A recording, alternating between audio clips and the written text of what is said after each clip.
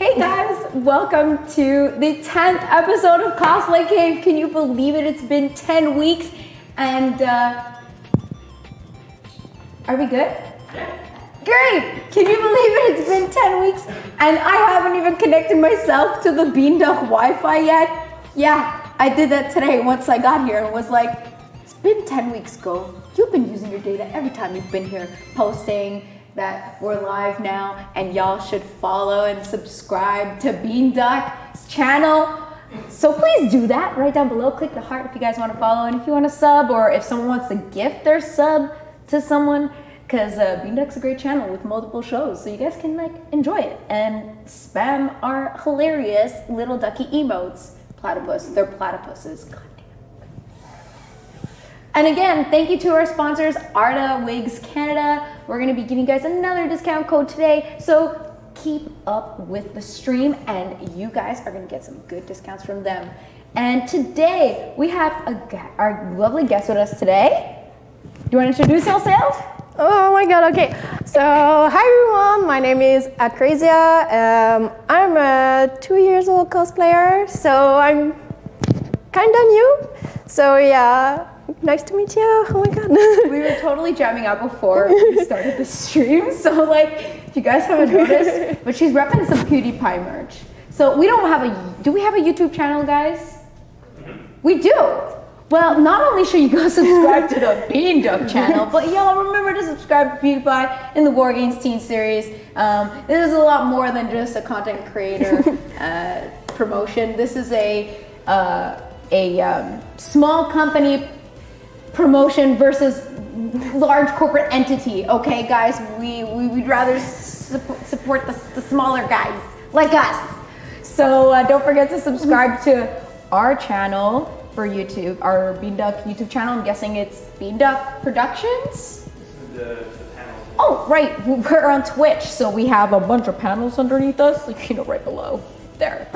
Awesome. So now that I've done the plugins, and I the amount of times I'm going to say, "But can you do this today?" is going to be crazy. So glad you wore that. She stole it from her roommate, guys. It's the best thing. I would have worn my merch too if I would have known. Yeah. Hey, next time you're on, though. Yeah, next time. But yeah, if you guys have checked out her page on Instagram, I linked it in my Instagram as well. You've done so much like nice armor work. Thank you.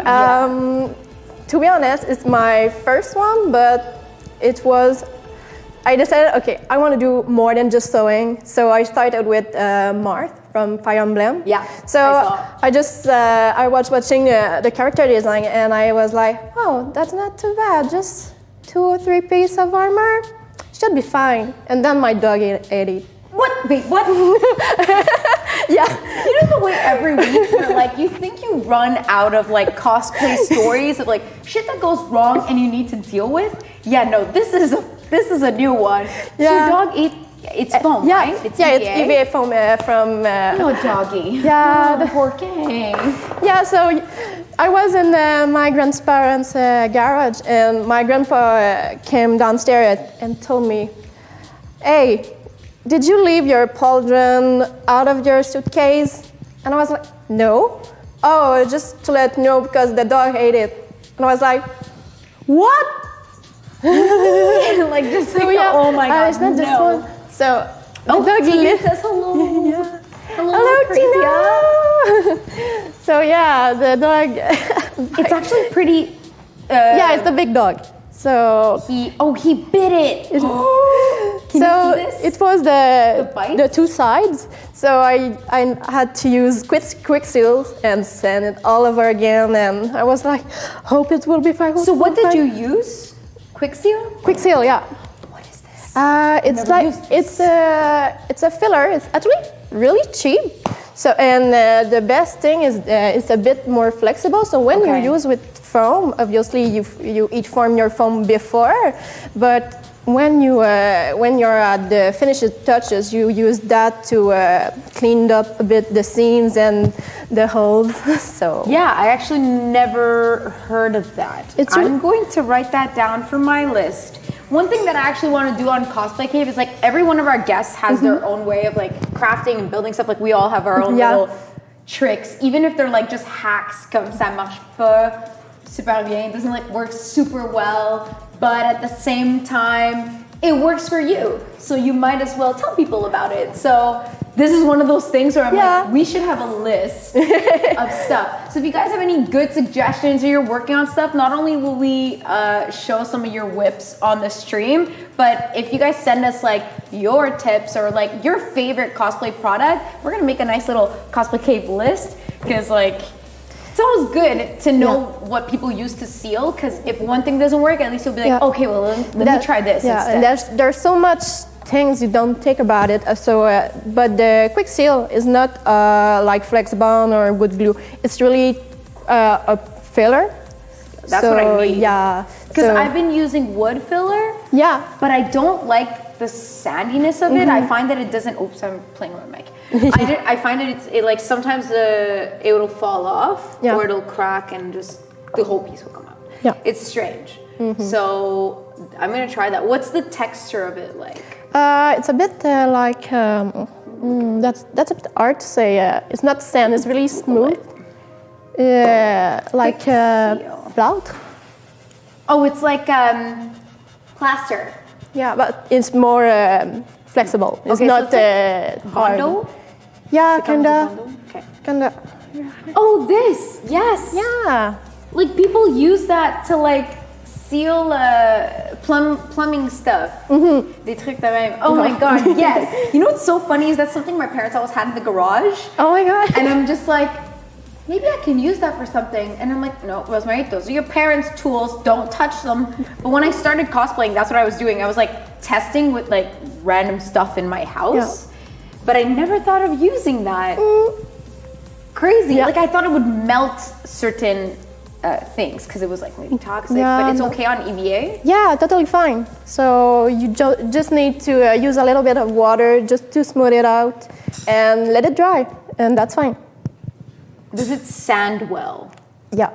Okay. Of course, you need to sand with a really small grit for your finishing, but overall, I never had any bad experience with it. So nice. I'm starting the list, guys. Because even just with glues, like we were talking about the different glues that people use, and like E6000, how toxic it was. God, thank you so much, Minedoku, for like going over that. She's like, this is cancerous. Like, shit. Oh, yeah. That's totally stupid, but funny. Also, I'm consider myself to be a glue collectioner because of all the glue I own for my cosplay. That's a bit weird, but yeah, when you do cosplay, you have like contact cement, wood glue, super glue, go on. We all have like multiple kinds. Yeah, that's my favorite. Oh, hello T-Dude, hello Cyberfox. And Cyberfox, guys, you guys are always here. Thank you so much, and to all our new viewers, don't forget to follow us, and guys, comment, because we see what you're writing. Yeah, send us questions. Yeah, send us questions, like whether you're cosplaying something and you don't know how to build something. If you don't know how to start something, tell us what your idea is, and we can maybe like give you some insight as to how to start it off. I love helping people. Yeah, like I find that Instagram community for cosplay, like a lot of times I'll see people's builds or what they're working on, and I'll either be like, oh, can I join your group? Like for real, like legit, can I join your group? Or I'll be like, oh, what a great idea. Like, that was such a good way of like building that. Like, tell me more about how you did it. Tell me more about it. Yeah, and then you're like, wow, it gives you like ideas that you never even would have thought of. Yeah, for example, someone asked me, because I had to do this chair, but you obviously don't have any clips, and I don't want to use a headband to clip it on place. So I simply used safety pins glued with our warbler and bobby pins. So you just pin it into the wig and it stays for all day long. And people never thought about it. Because you can really, when you're wearing a wig, like a bobby pin is enough to hold it. Yeah. Because it's just like, not your actual scalp. No, so your hair is like a lot more smooth. And like my hair is super thin, so to shove something in here and have it stay, if it's not a headband, is very difficult. I have to use like a clip. But for my wigs, I do the same thing if I have a headpiece or like ears. Yeah. I used to use those like, the Dollar Store has those like pin clips like that. And I would put the ears crocodiles? in. Yes. Okay. Yes. But sometimes it would like lift from the wig and I would have to put a strand in front of it to kind of hide it. And I found like 2 bobby pins X'd was like the best. Yeah. There's so many different ways. I make a lot of ears and a lot of cap furry stuff. So that's my thing. I tried once. What's the best glue? Since you're glue, what's the best glue? Okay, it totally depends. But I really love the Gorilla Glue for the super glue because it has a thicker viscosity than Crazy Glue. So it's more easier when you have to glue some part together quickly, like those little details I put on it. I use Crazy Glue, Gorilla Glue, because it's like the brown translucent one, No, right? not quite. It's the super glue version. So you have the regular one, the Gorilla Glue, and the super glue Gorilla Glue. With the blue cap? Yeah. Okay, I know what you're talking about. So yeah, it's my go-to if I have in convention when I have my emergency kit. Yeah, so I always put my Gorilla Glue because it's so useful and it's dries so quick. So quick, yeah. Yeah, because like I found myself at conventions, like I brought E6000 and I was like, why? It takes like 24 hours to dry. Yeah. Nothing is happening with this glue. So I needed like super glue and hot glue were like the 2 most useful for convention emergency type things, yeah. What's the longest cosplay crunch that you have done with no food, sleep, etc.? Oh my god, okay. You get the shakes. To be honest, I'm not really, I'm a sleep person, so sleep is a sacred thing.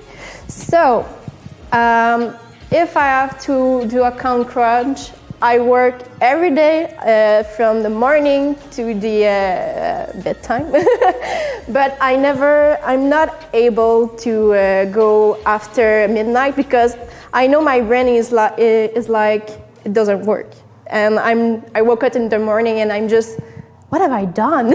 Yeah. Yeah. So knowing myself, I just can't do a count crunch like stay overnight because I just came crazy, obviously. But can't relate.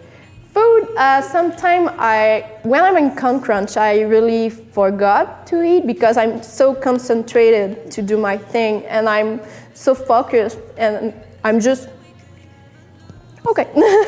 You just keep going. And just keep going. Yeah, I'm just like, passed. I should finish this sleeve, and after I'll eat. And I did not finish my koto. So she's like, okay, now I can eat. Now I can, relax and sleep and do my things. I'm the total opposite. Like I can function on very low amounts of sleep. So I'll con crunch and I'll just like stay up all night. Yeah. I'll take a nap, like a little hour and a half here and there, 15 minutes here and there. And then I'll just keep going. But food, like I need to eat. It's important. Yes. But I stayed once really late at night to help one of my roommates to finish some details for her cosplay. And I was just like a grumpy gremlins. You're like... In my apartment, everyone knows me as the little girl who cannot be awake past 9 o'clock. You're the apartment grandma? Yeah, no, but I mean, past this hour, I became a little bit grumpier because I'm usually all happy and full of energy, and at that point, I'm just. And they're like, okay, we'll stop asking your stuff. You can go to bed now. She just wants to finish her episode. I like definitely have gotten to points where I've gotten really grumpy and sassy and harsh. And mean. But I'm never like, it's never a regular thing. Like I'd have to not sleep for like days. Oh God. So I've had days where like I'll sleep like 2 hours every night. let's say like I'm prepping for a con and I'm like doing a bit every night. I have to usually have to sleep. Sometimes I don't, but it's rare. And then I'll get to a point where I'm like, ooh, I'm shaking. This is strange. And like, yeah, no, you should probably get some sleep at that point. But I'm really surprised because some people tells me that I work kind of pretty fast when I'm doing props. Like this one, it took me like 2 hours or something. Don't remember. But yeah, so I never had to stay really late at night. So and my con crutch is like, okay, it's my con crutch time, and I'm just 1 month away from the con. I'm like, yeah, it's not like you're stressing yourself out that you need to stay up the whole night because your plan and the time that you had to get stuff done in is you're on track. But for Marth, I actually did it right after Janime in February. So I started it for Nadeshkan, and it took me 2 months flush. And I was like, I shouldn't do that. I shouldn't. And I did. But 2 months is still a good amount of time. You're giving yourself a rereasonable amount of time to get ready. I find it was a bit short, knowing the fact that I had to do my own patterns because I don't really like following patterns. It's not easy. No, and because I never really learned how to sew until that time. So yeah, I was like, not sure. So I always, most of the time, do my patterns because I know how it works in my head. So I'm just following my own head, so you're following a plan. You'd rather do your own pattern than follow someone else's. Okay, so you're giving yourself a bit more work, but at least you'll have the peace of mind of like all the time you would have spent trying to figure out this other pattern. Because when I see a normal pattern, I'm just like, okay, this piece go with this and this piece go there. But obviously when I do my pattern, I know, oh, this is the right sleeve. So I'm just doing it. Okay. Yeah, it's complicated, but at the end, it works. That's what matters. Like everybody has their system of doing something, and then in the end, you'll figure it out easier if you're doing your own from scratch. Tell everyone about the Epic Smash Bros group that you're organizing. Was this a secret? No, this is not secret. I was like, because when the Super Smash group, Super Smash Ultimate came out in December, I was like, we should do a amazing epic group for Otakuton. And so I started it. So yeah, if you want to join, just let me know. I'm still planning my own Otakuton cosplays. I have one planned, and that's for sure.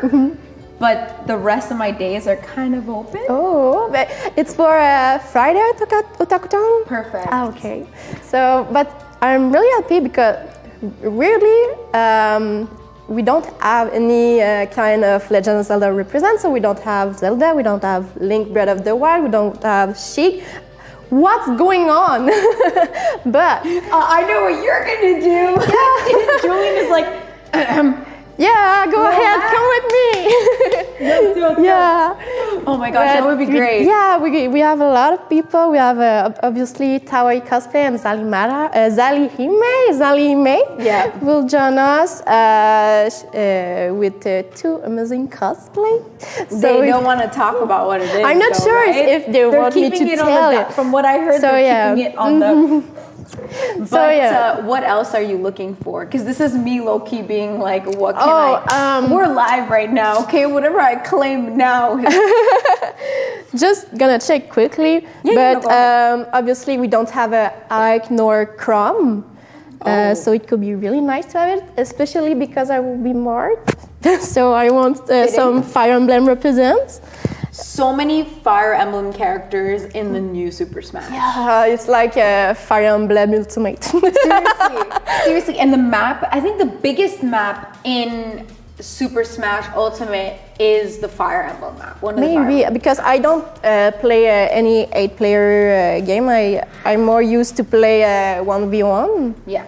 So I always play in the Animal Crossing map because I love the like Animal it. Crossing maps. Yeah. The stationary ones and like the one that switches through the seasons is just like so good. I'm a huge Animal Crossing fan, so like when I saw that they Oh my put God, like yes. Villager and Isabel in there, maybe I should do an Animal Crossing character. Animal Crossing. I mean, if no one took it. Oh God.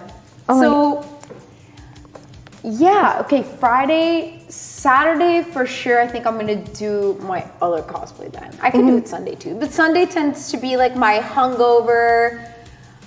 I don't want to get into full costume day. Like I just want to enjoy or buy things on the Sunday. Yeah, Sunday, me too. I'm like all tired and a bit destroyed from the other night, so I'm more used to wear a kigurumi or just take comfy. Yes, I wear my kigurumi too on Sunday, or I'll wear something simple like just like a schoolgirl outfit and like a wig, or maybe not even a wig sometimes. Okay, I just found my list for the Super Smash group. So we don't have a Captain Falcon. And I think Falco Punch? Yeah, we need a Falco Punch, okay? Come on, guys. Yeah, Ness, Luca, please. It could be so cute to have both of them. Fire!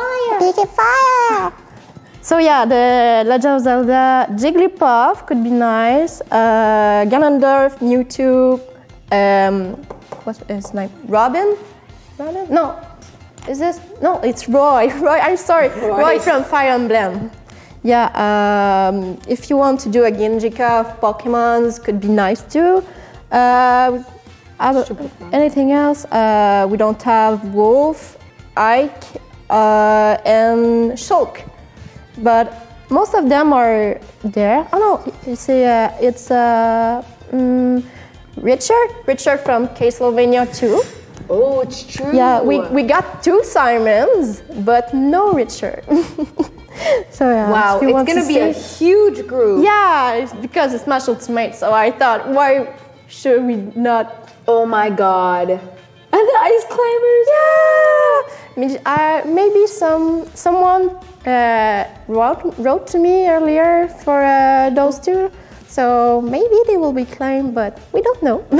Oh, there's quite a bit. Oh, Dr. Mario. Dr. Mario.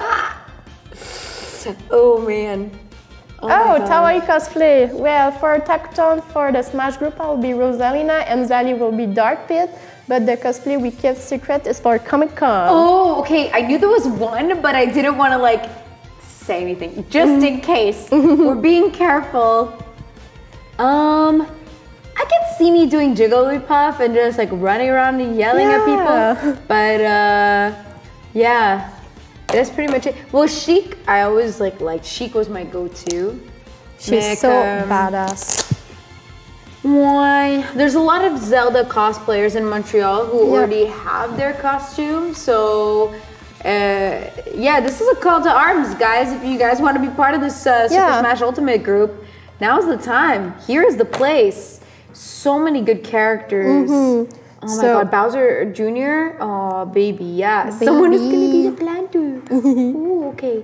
There's just so many characters. Yeah. God damn. And we also have someone who will cosplay as Joker and that's what I was thinking. Yeah, and Piranha Plates. But I don't.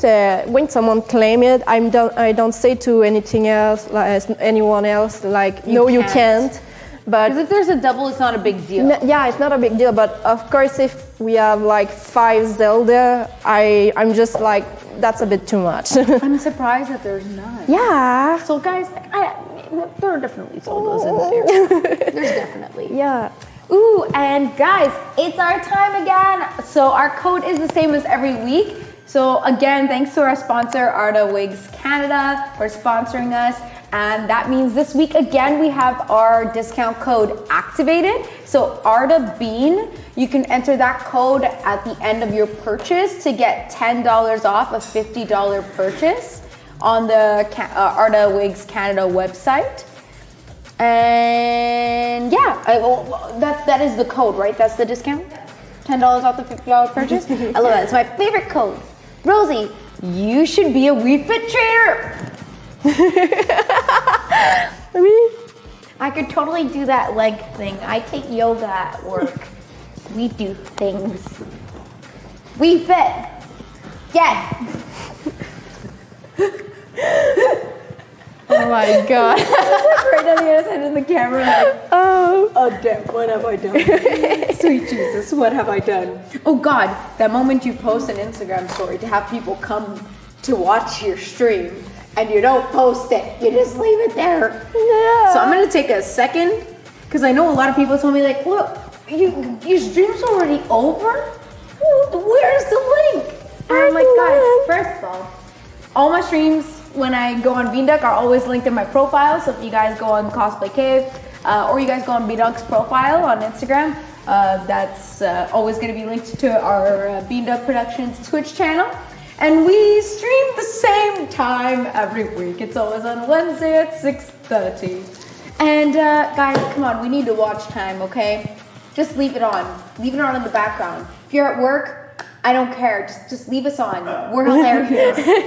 just keep it in a corner. If your manager's walking by, minimize. Please God, open us back up again and ask us a question. Tidu, did you hear us?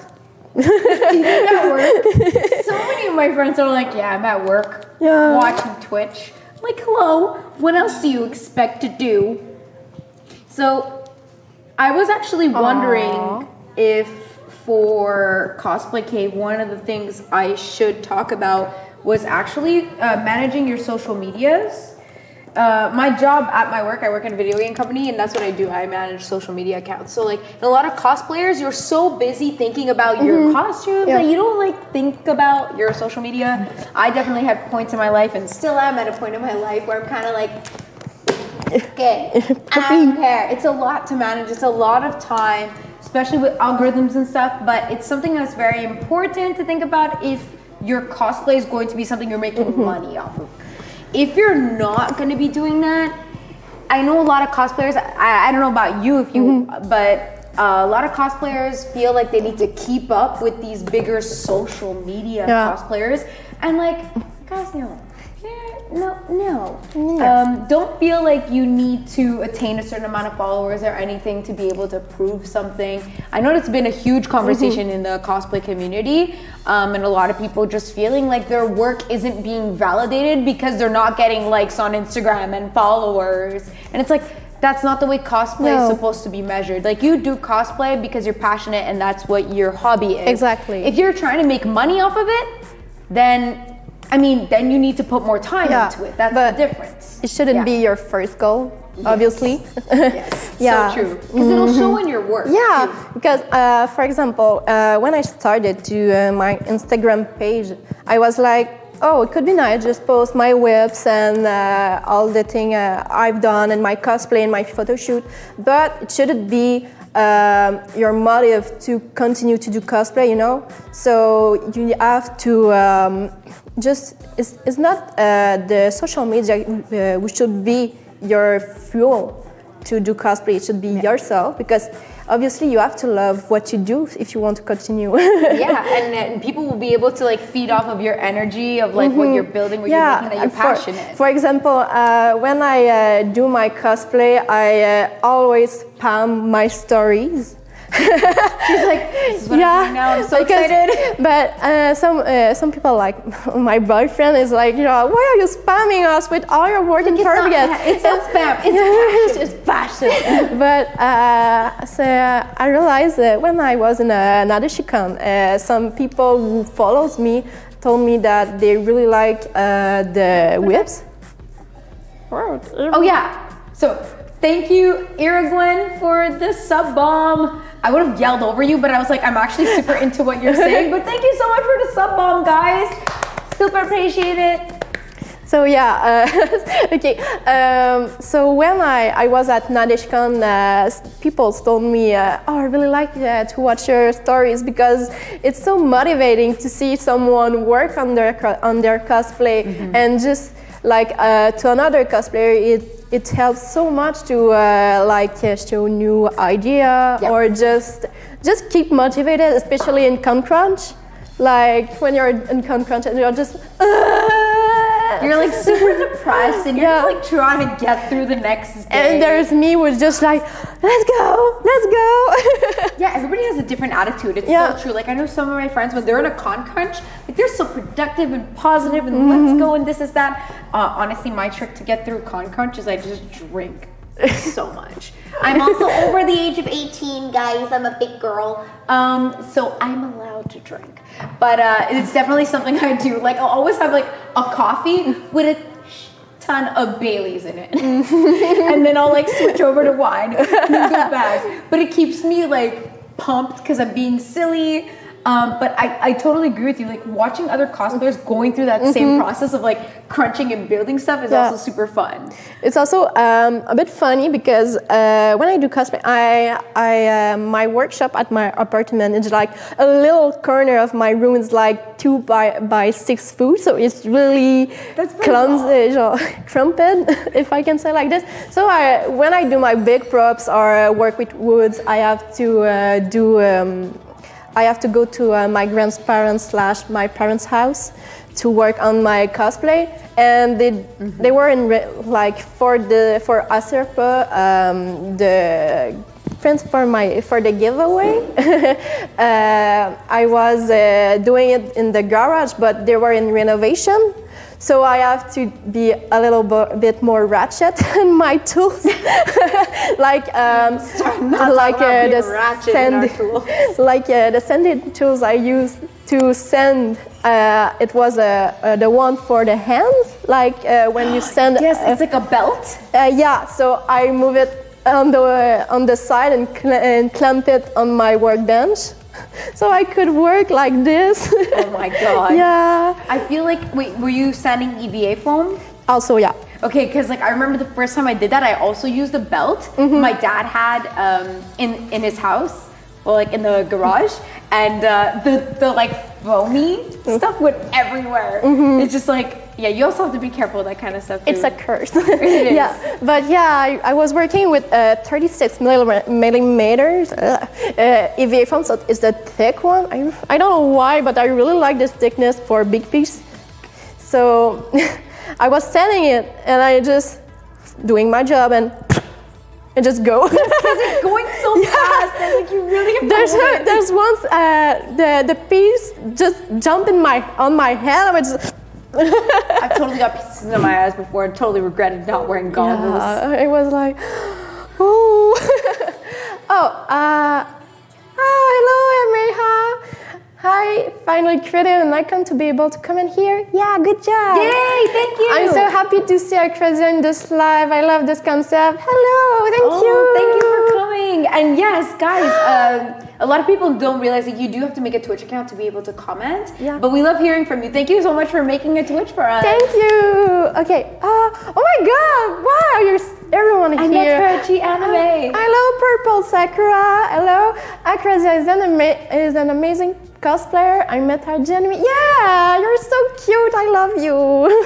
It's so cool to see like even the small conventions like Gatineau and like Nadeshikon, which was Quebec City, but it's not as big as Quebec City Con. No. It's a lot smaller niche. It's like more of the anime crowd, I think. Yeah. So that was really cool to see that like people still go to that, and it's getting bigger and bigger every year. Yeah, it was my first year at Nadeshikon. Yeah, someone had asked before that, what did you think about the masquerade at Nadeshikon? For the masquerade, I was in the masquerade. Oh, that's why they were asking. Yeah, and for the masquerade, it was my second one, so I didn't have a lot of experience, but I find it really different for the Janime. The Janime, we had a big green room where you could practice your sketch. Okay. Behind the scene and be comfortable, but it was a bit hot. But at Nadeshikon, the green room was really small. Like almost like a classroom. It wasn't a classroom, but the sections were really tight. So even if I was a normal size cosplay, I felt really cramped in my armor, my cape, my sword, and I didn't have enough place to be. But I really like overall the Nadeshkan's masquerade because of all the people who worked behind the scene to make it happen. Yeah. It was really nice. Everyone was positive, happy, and my then parent, Akrazia Cosplay, was so funny. I felt so stressed when I was in the green room because my skit was a lip sync. So I was like doing the voiceover of Marth from Smash Ultimate, but I have a funny joke because it was in English at the beginning, but at the end I wanted to be in Japanese because because the Smash Ultimate was the first time Marth was voiceover in English. Mm-hmm. So everyone at the first time we heard Marth was like, what the F? He's English? Yeah, he's English. When in Brawl, Melee, Smash 4, he was in Japanese. So I did a kind of funny joke about it. So it kind of worked. It kind of worked. Because not everybody probably knows that. Yeah, obviously. But I'm not a huge fan. Some people came back after the masquerade and told me that they understood what it came from. And I was like, thank you. Yeah. Thank you. Yeah, and I was really touched because two of the judges was twin cosplay. And they did their story with everyone's on stage, and they filmed me and just wrote best Marth ever. And I was just so touched, and they really appreciated all the details I put on the tunic, and because I did some gold details in the gold bias to be a little bit more dimensional with it, and also there was dull damage. The duo who won World Cosplay Summit at Otakutown for the preliminary. Yeah, they were awesome. So the judges were so nice with us, but because it was a really small con and they didn't manage enough their time, if I can say like this, we have like 3 minutes to be judges, like for full cosplay. So you mean the stage time, or you mean before? Before the judging. Yeah, okay. So the judging, you had 3 minutes to explain all your cosplay. Usually it's like 5, 6, 8, 10. But yeah, they didn't have enough time. So at the beginning, there were 5 minutes each one. And when they came to our den, they was like, okay, we don't have time. We have to cut to 3 minutes. And I was like, okay. So do you think that like affected the outcome? No, because I mostly pull out the great lines, like the details I really wanted to explain, to show, tell why I did this like this. So of course I didn't explain all my cosplay like I wanted to. But for example, I explained my sword making because it was my first sword, my armor, how I make it, my patterning, because obviously I did the pattern all by myself instead of buying a pattern. So it was a little details, but of course the judges really appreciate those kind of details. So yeah. Yeah, you just like manage your time properly, and then in the end. Yeah. So, but. At the end, it was totally worth it because on the Sunday, I won Best Confection in my category, which is a journeyman, and personalization, so my acting on the stage. Oh, really? Yes, so nice. I won 2 prizes, and I was so proud of myself. Oh, that's really cool. So journeyman is like a medium. It's right after novice. No, okay. Yeah. So it was my first prize was as Janime, and Janime I won Best Confection for Aserpa, my print. Yeah, which if you guys want, we're going to be having a giveaway actually for her print from that cosplay at 7:45, so stay tuned, and you'll be able to enter through our chat. So if you haven't made a Twitch account and you're just watching and you want to have a chance to win Akrazia's print for our giveaway, make an account and shoot us a comment. Yeah. At 7:45 it's going to start. And as always, it's going to be !cosplay. But I'll remind you guys at 7:45 in approximately 30 minutes. Don't forget, guys. Right. I love how underneath it you wrote, don't move the print, the camera is focused. Because every time we do the giveaway, I pick up the print because I'm super excited and I'm like, do you see how pretty this is, guys? And then they're like, oh my God, we just fixed that. Every time. It's been 10 weeks, guys. I'm excited. I'm learning things. Yeah. You know what else I should have learned? I don't know if you noticed, but I'm a very tiny girl. And like I feel sometimes I sink in my chair and I feel really small. But 1 week, like 2 weeks ago, I had like a little step. Yes. So I was like this tall and I was like, wow. Oh, wow. Oh, new bird. And now I'm back down and I'm just like, I want my phone book. I do want my booster seat. Oh my God. Julian, can you give me my booster seat, please? Have the strangers Oh, that's so cute. It's like the kids at the cinema. Yeah, you know McDonald's has those plastic booster seats. Basically, thank you so much. Thank you. It's also super comfy. Oh man. Oh my God. Literally, I'm so much taller now. This is great. Oh. Good. I know you're proud of me. But can you do this? Oh God. I gotta stop.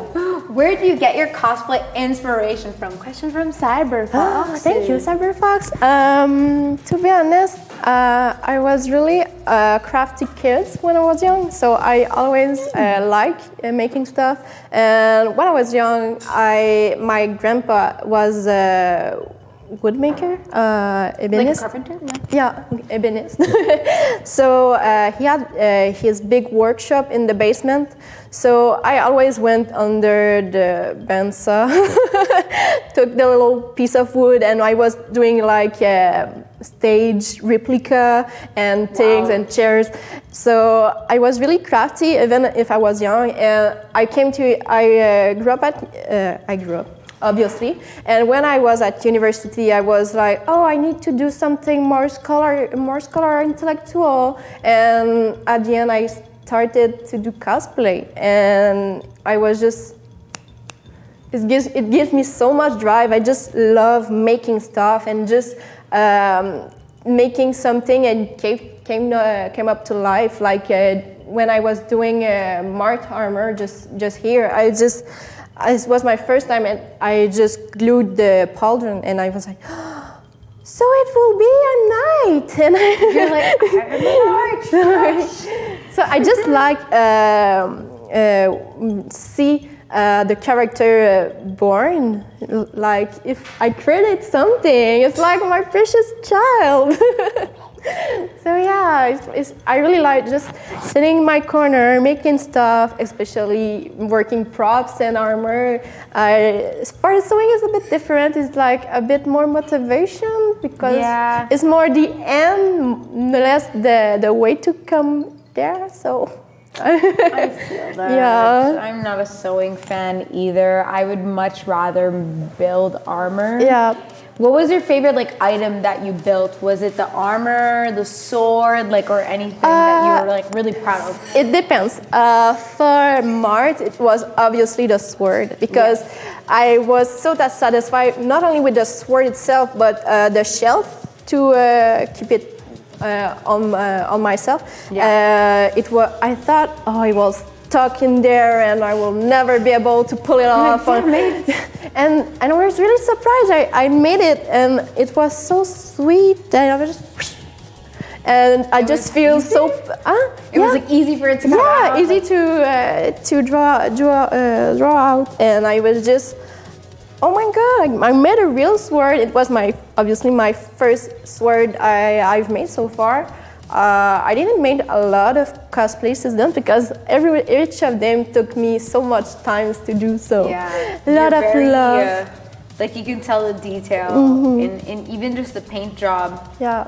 Like how long would you say it took you to do one of the pauldrons? One of the pauldrons, it took me about 1 or 2 hours for the full detailing ear plus 1 hour for the base, because when I came to paint, I'm really lucky because my parents are really excited when I do cosplay because they know it's like my gig. So they really they really encourage me. And for example, this Christmas they bought me an airbrush.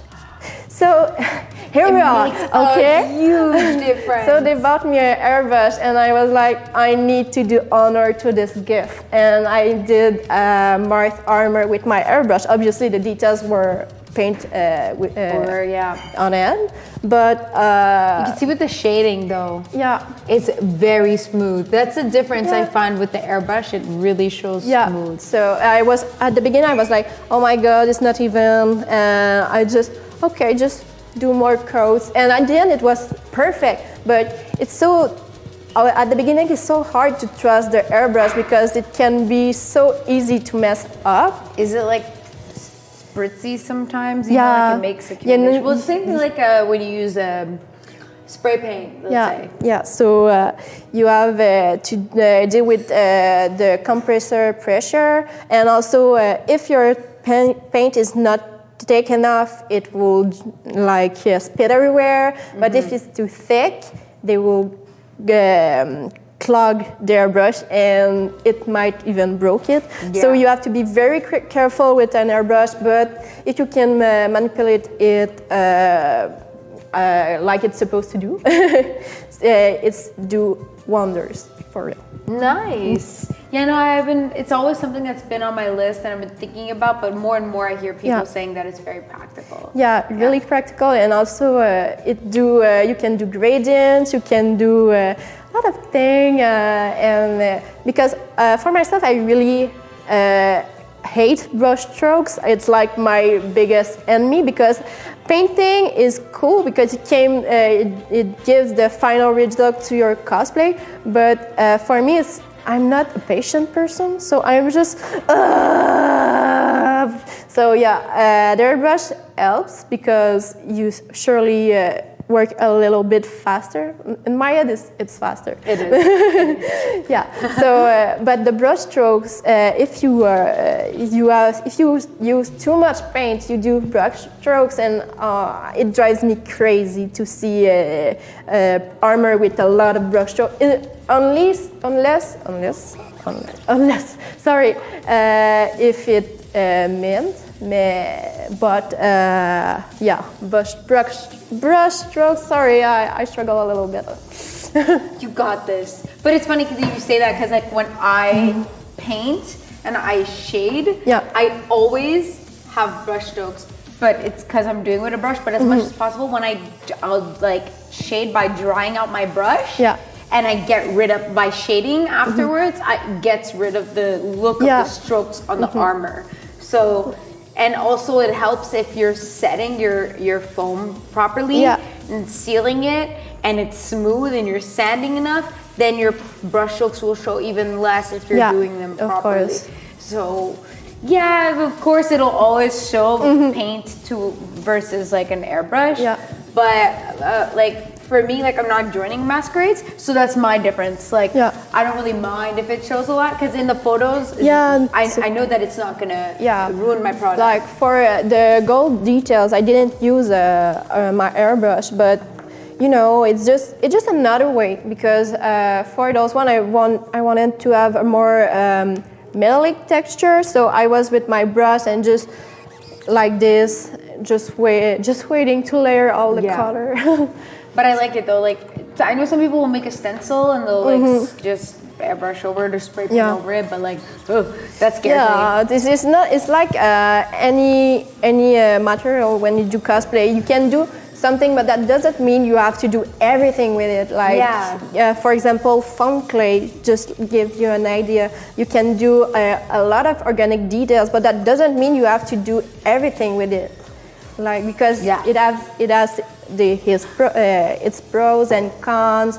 So, but it's a really special it. product. Yeah, It's very like it feels like it's really versatile. I still have to use it. Like I haven't like practically used it. Oh my god, my fingers are red. Oh god, it's black. Kawaii! Kawaii cosplay! Crazy, you are my precious child. I love you! All I picture here is her going, you are Precious. I'm so weird. Oh god, I still didn't link this. That's fine. That's fine. I'm weird too. So Twitch.tv/Beanduck. Beanduck? Have you heard of Beanduck? who's Beanduck? Well, you should follow us, guys. And if you haven't been here before, say a little hello in the chat. If this is your first stream with us. Yeah. I love to join hear us. from our new people. Oh, I'm just gonna tag you, and we're gonna post this, and then we'll see if we get totally bummed. Cyberfox. Oh, What is the strangest thing object you have used for cosplay? Ooh, I think he asked the same thing last week. Attends. What is the that's a good question. Oh my god, I need to see my props. just wait. What is the strangest thing object you've ever used for a cosplay? Oh, I think was it last week or the week before? Someone was like pool noodle, and I was like, I've totally used a pool noodle before. Strangest thing. I've used the Julian in my cosplays before. I don't know. I didn't use. Oh yeah. I'm sorry. I just remembered. Okay. So one of my first cosplay that I've made, Sally, my witch Shona. So it's an original creation that I totally made up by myself, and I did a Celtic Rod, and I used a long wood stick. But at the beginning, it was a broom. So I used a broom and I sculpted it all over to get the texture and just get rid of this looking like broom. Was it metal? No. Or was it wood broom? It was a wood broom. Yeah, not the Villet de. Yeah, exactly. Not like the one we have back so there. I used because my very first cosplay was Kiki's from Delivery Service. Kiki's Delivery Service. From It's an anime though, right? It's a movie, a Ghibli movie. Oh, Kiki, yes. Kiki. Oh, yes. This one. I was like, I know this, yes. So I made. So many people have told me like you should do Kiki. Kiki, she's so cute. So yeah, I made a giant broom because I really wanted to give justice to the movie because she's tiny, right? Yeah, I saw everyone was making Kiki and I was like, oh, you're cute, and like they came out with the broom and I was broom just is so small. and I was just like, she's supposed to fly. So yeah, I used 3 brooms for this cosplay to make one, and so I have some leftover of it, and I used one of them to make my Celtic staff that I use Dremels to sculpt all the details. And some people told me, oh, you should have used a tour for detailing, the thing you spin and you just use ascending tools or Yeah, but it's the same thing. But I was in my apartment, no tools, just a Dremel, and I was like, I can't. So yeah, meticulous work. Yeah, sometimes you gotta take the long route. Yeah. Okay. It was this one. Oh, cute! Oh my God! Yeah, you for real dremeled all of it. Oh my Lord! Good God! Yeah, good God. Because it's like bumpy, so it's like there are like waves throughout the whole stick. So you really have to like carve in there. Yeah, I really wanted to do something more mystical, magical. So I wanted to have some weird shapes in this costume, and so the broom is not a broom. It's a rod because the staff. I'm not Gandalf, sadly, because it was like a meter, like It was like a walking stick. Yeah, like a walking Size of a walking stick. I'm trying Exactly. to describe the image, but also remember if you go on Akrazia's Instagram, you'll be able to see all this. Go check it out. So the pool noodle was me. Yes, from the backpack. The pool noodle. Pool noodles. I want to try to use a pool noodle. It's my new challenge. You can get them at Dollarama now, Yeah. and it's the summer, so there's gonna be a bunch of fun stuff at It's Dollarama the pool now. noodle challenge. Pool noodle challenge. Should we have like challenges every week? Like, can you make this out of Can you this? make a hat you? with pool noodle? Did you know that you can make cosplays with noodles? Oh. Yeah, but I'm really surprised. There's a lot of people who's using pool noodles to make their cosplay. Like if you want a big lollipop, use the pool noodles. Oh my gosh, who did that? Someone else did that. They had a lollipop. I saw someone in a video in a con. Poppies. Poppy has a candy skin. Is it Poppy? Yeah, I think Poppy. Poppy, League of Legends. Yeah. With the lollipop? Yeah. Oh, Poppy. Bobby. What's her hammer line? Oh God, I used to play Poppy top lane. Now is not my life anymore. I'm so scared of League of Legends because I started once Overwatch and I really played a lot, but I was at that point that the community totally changed and I thought, I could play League of Legends and someone was, no, you'll die. League community I find is a lot more chill than Overwatch. Like I'm just not the best player, I can say. So I'm really clumsy when I play. I just try to move around. Dude. God, but I feel you. It is very intimidating. Yeah. Sometimes it's a bit scary, but it looks fun. It's fun. You should give it a try. I try. With the right people. That's the key. With the right people. Always with the right people. What are your top 3 cosplays that you want to do in your cosplay life? Oh, Thank you for boy. the questions, Iba, folks. I don't know why, because I don't see really forward for my cosplay because I'm always changing, and at the beginning I wanted to do idols, and finally now I realize that I want to do armor. So it's not the So same you went word. from like wanting to sing and dance Yeah, and I started with Kana from Miss Kabashi's Dragon Maid, and then like a boy in armor, Marth. So Hey girl, sometimes you gotta live on both sides. yeah, but if I have to say 3 of them, for the moment is Link from Breath of the Wild, but the soldier armor version, which I will do a cosplay group. Oh, so okay. It's my next big armor. So this one, Nausicaa from Nausicaa of the Valley of the Wind. So it's on our pre-Ghibli, but I really like the character, and it's a lot of tiny details, and that's my gig. She's like, I know. And for the last one is Shenko from Darkstalker. It's the vampire with the big claws, because if I want to do something more challenging like body paints, body paints, and like big voluminous props. Yeah. Yeah, so it's like, oh, you like to struggle? Yeah, I like to struggle with my props. Darkstalkers has a lot of exaggerated character design. Yeah, but I always loved what our character design, so maybe one day. Yeah, Darkstalker is definitely a good one to go with. Sorry. Mia Cosplay says, you'll fit Nausicaa so well. Oh my god. Thank you, Mia. She's like, please do this. Yeah, she was also in the Nadeshikon Masquerade. It was her first masquerade. So many people had their first masquerade there. Yeah, it was so funny because in my room I was with Zali and Tawai. Okay. And we were like, we all go to the masquerade. It's the masquerade room.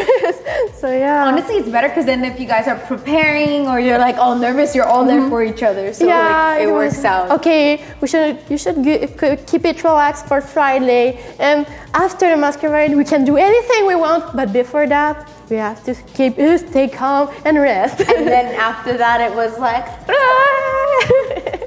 So yeah, and Mia was in the novice category as well as Tawai and Zali, and she also won a prize. So nice. I'm What so was she proud. cosplaying? She was tough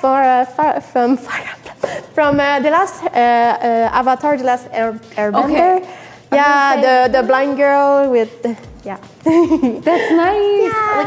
Like I know that it's like a smaller convention, so maybe it's like less intimidating to be in a masquerade. Yeah, but we were like 40 people.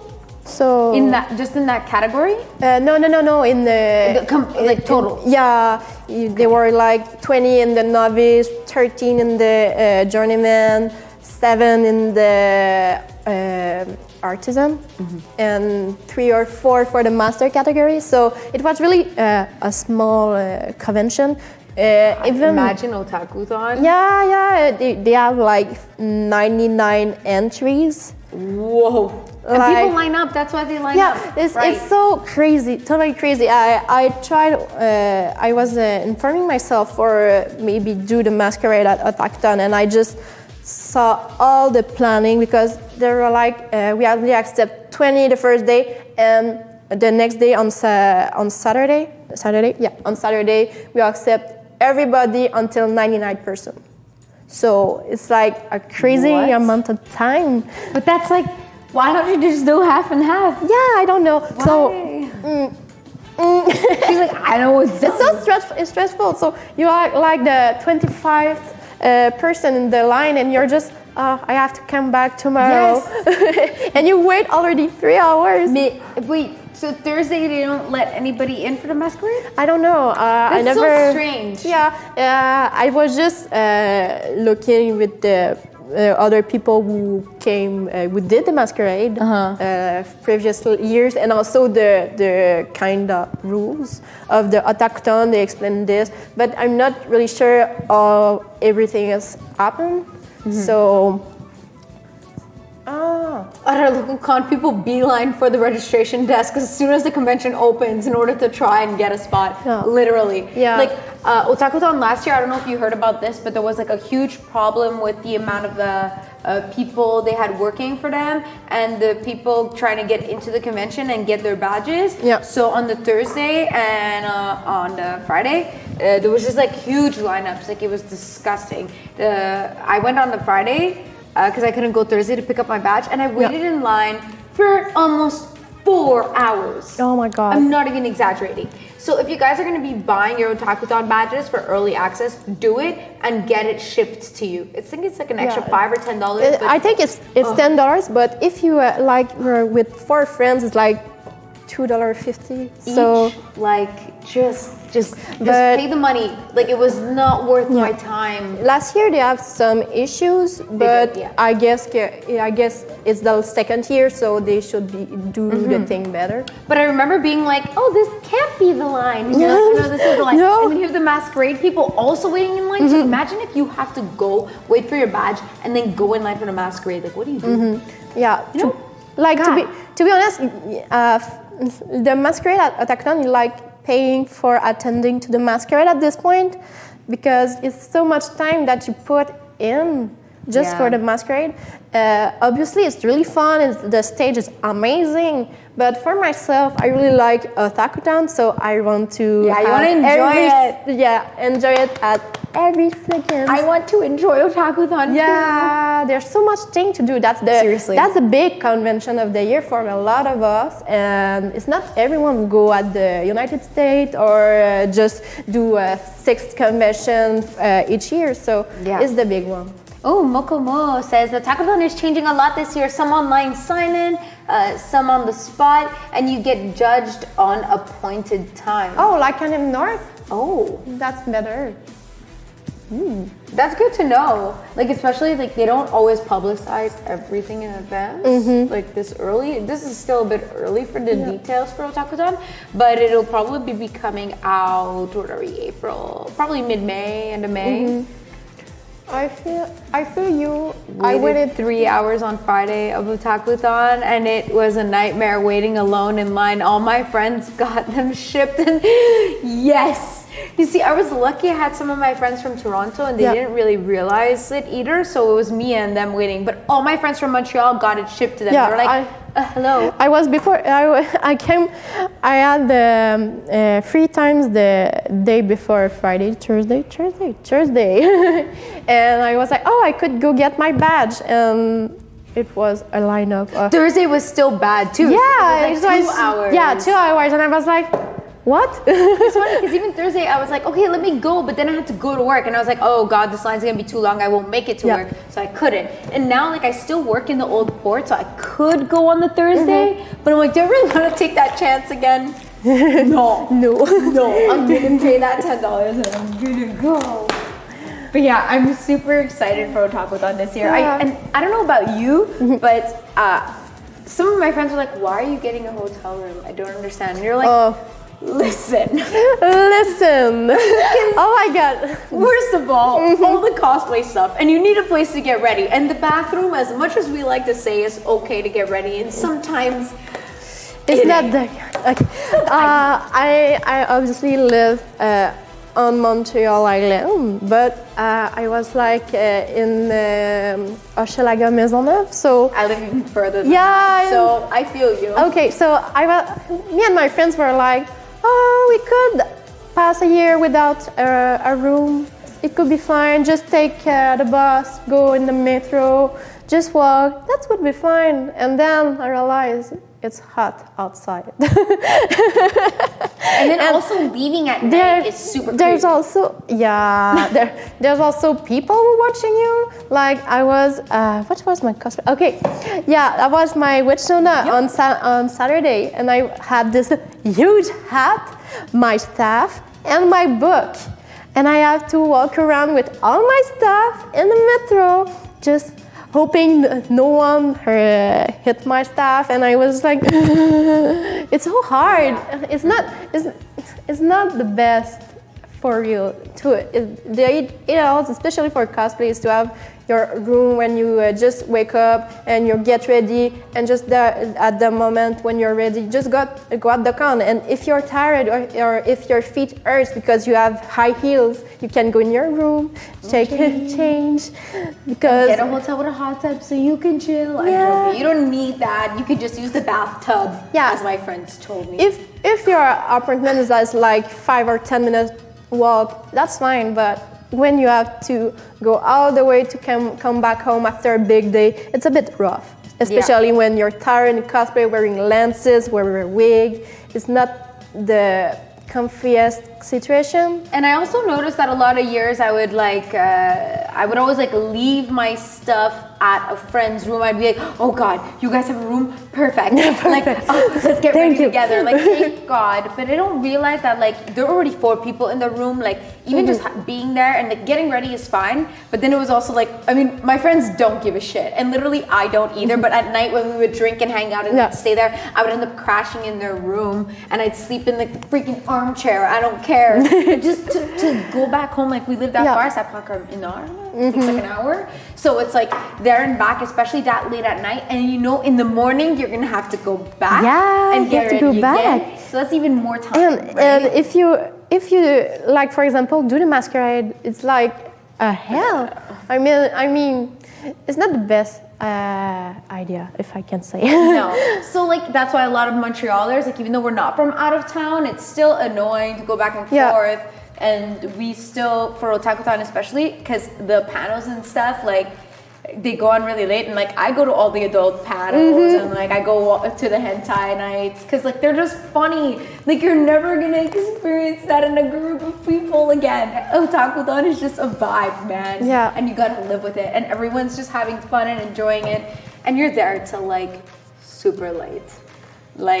Super late. You're full of energy because all the big vibes of everyone is just oh my god, you're seeing people and you're you're just oh my god, hey, it's been a while. So I love that we had the same reaction to a convention.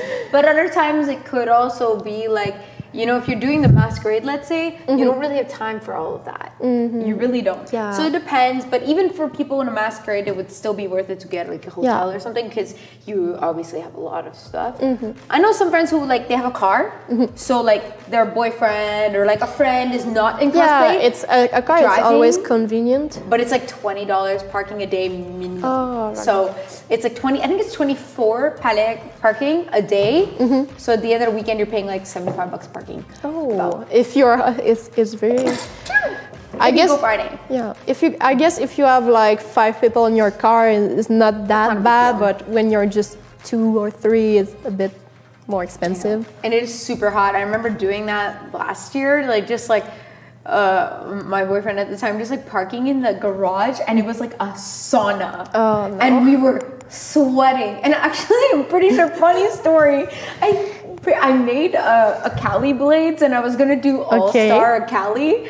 And the second day, I was like, wait, where did my blades go? Did I like leave them somewhere? And I was pretty sure when I was changing in the parking lot, I left them on top of the car. Oh no! And then we drove to a different parking spot, or we left. I don't remember. But then I was just like the next day, like, did we drive off with the weapons on the roof? Oh my god, I don't want to think about it. I was like, just forget it. Those weapons sucked anyways, right? Christ. Oh my god. So I never did that cosplay in the end, because I was like, forget it. But yeah, changing in the parking lot, yikes. It's not the best. Not the best. It's like suffocating, literally. It's very hot. Especially for Takutan, because it's really hot. It is. Yeah. August, like, no fun, no. Oh, guess what time it is, guys? Oh, giveaway time! Giveaway time! So !cosplay in the chat, and that is how you'll get a chance to win this lovely print that the camera is likely focusing on, but I cannot touch. So yeah. Okay, so !giveaway in the chat. If you guys don't have a Twitch account, make one, follow us, subscribe to us, and comment !cosplay so you can get a print. And we do this mostly every week. So you'll get to join all of our giveaways. And by the way, for a little shout out about the giveaway, the photo was taken by Steven Pengsing cosplay photography. It's Panda Studio, but he changed his name. So yeah, so it could be really nice. It's really a good photographer, and obviously pretty photo. Thank you, Steven. Very cool. Good job. Steven actually lives super close to me. So I remember once when we kept seeing each other on the bus, we're like, you live in the middle of butt shit nowhere? He's like, yeah. You? Nowhere? I was like, yeah. And we lived like a block from each other. It was hilarious. Yeah. Oh man, it's so far. It takes like an hour and a half to get downtown. I was like, forget this. I don't understand. Yeah. But yeah, God, Montreal problems, am I right? God. Yes. When the parking lot of the Takutan is so hot that you forget your props inside and it melts. So I guess they were better off on top of the car, but then we drove off with them. Especially when you have warbler props. Oh god. Yeah, because it's not. It's supposed to melt when it's hot. So, and you're hot in your armor, and the outside is hot. So, not the best. Oh, the cries. We've spoken about it a tons of times on Cosplay Cave about how Anime North is also in May. Yeah. And it's so hot. And people I've seen like Morgana wings just melt off people's backs. Yeah. And I've seen like crazy all straps sweating, melting off. Then they were like, oh, you know, they use it to like hook on the strap to like a shoulder piece or something, and it just like falls off. The armor just... It was like my Marth armor. I had this huge belt on my waist, and it was just a Nadeshikon. It was not that hot. I was all comfy, but when it was not hot. It was Quebec City in like March, right? It was normal, and I just put it off at the end of the day, and I was like, holy Christ! I was just like sweating all over in my back. Oh, the sweat, yes, it's real. Foam. And it's the same thing for Acerpa. I have 4 layers. I was just like, I have to go outside. Yeah. Outside in the snow. Were you wearing a wig? Yeah. That's always. Like it's like worse than a hat. It just like gets all of your heat caught up in your body. Yeah. God. Who is your favorite Sailor Moon, Sanchi? Obviously, Cyber Fox. My favorite one. We all knew. Oh, I'll say for now, I really like Pluto because it was my first love in the series. Aww. But I really like Chibi-Yusa because for some funny reasons. Because I was like, oh, it's Chibi USA. I always imagined Chibi-Yusa with big sunglasses and an American flag with her gun, and I was just, it's Chibi USA. Hey man, you heard it here first. Yeah. Remix. Maybe someday I'll do some funny cosplay joke with it. Hey, I've seen so many people do it's like a meme version of with our flag. What young me thought this was until I actually saw it. Ooh. Oh man, Sailor Moon. I still haven't done Sailor Moon cosplay. I'm not, obviously, as I said, at the beginning I was more like into girly cosplay, but for now I'm just driving away from those things, not because I don't like them, because it's not my kind of cosplay. I don't feel like, I'm not a girly person. I can be girly, of course, but I'm not a girly person. I really like to feel badass or just funny. But I'm just I passed that mark from just being cute, you know. So I really like to feel empowering, strong, powerful. Like Arthur is just a kid. She's just a kid, but she's a huntress. She lives by herself. She's hunting bears. She's hunting everything. She's badass, but she did not kill person. Oh, so definitely would kill people. She can, but she's really a strong character for that. Marth is the Prince of Haltia, so I really wanted to be a bit more royal, and I just feel with the cape. How can you not feel so awesome with the cape? You're just walking, even in just your apartment, and just like, oh yeah. It's so true. I always felt so badass when I was Lady Sif. I had a cape and I was like, I should outline this with more fur. So like the second time I wore the costume, I put more fur here. So I was like, as your I had this big fur cape that I made, and if I wasn't in my full cosplay, I was just on like Friday night. I was just, let's put it. I love that so much, and I do that at Otakuthon too. I was telling my friends, I had to explain to my friends what casual cosplay was, because at Otaku, or at the end of the day when you're just going casual, you take off the painful parts of your costume, some wig, your shoes, and you'll just get comfy, but you still want to be nerdy and be badass. Yes. So you're like, okay, I'm gonna put my cape on. Maybe a wig depending on how you're feeling, but maybe a bit of art, just my pauldron, my gauntlets. For us, on Friday night, I was like, Saturday night. Yeah, because it was the night of the masquerade. And the parties. So I have my fur cape, I have my wristband, and my headband with my cap on it. So I was just like, I'm Arthur Poole. Just being a total badass. Yeah. I love that so much. This year I'm trying to think okay, what am I gonna wear? And I have a lot of friends who haven't really started cosplaying yet, and I'm just like, come on guys, it's not that hard. Yeah. Literally purchase a wing on Amazon, we'll work on it together. I won't leave you behind. And a lot of girls, we have a lot of skills. Girls, we do our own makeup every day, or most of the time we know how to make up. We know how to do our hair. You can style a wig. It's not that difficult. And just to give you an idea, I never wore makeup before I started cosplay. So my first cosplay was like, please save me, my friends. And now I watch YouTube videos and I learn by myself. And of course, I know how to put makeup on now. But it's really fun because cosplay is not just, I think it's really forgiving. Even if you just start, it's okay to not have the best makeup. Just ask people. Just let your friend help you. So that's really fun because cosplay should be all about friendship and community, and not you should do it by yourself like this. Oh, well, you don't know how to do it. Well. So yeah, You could do that by yourself.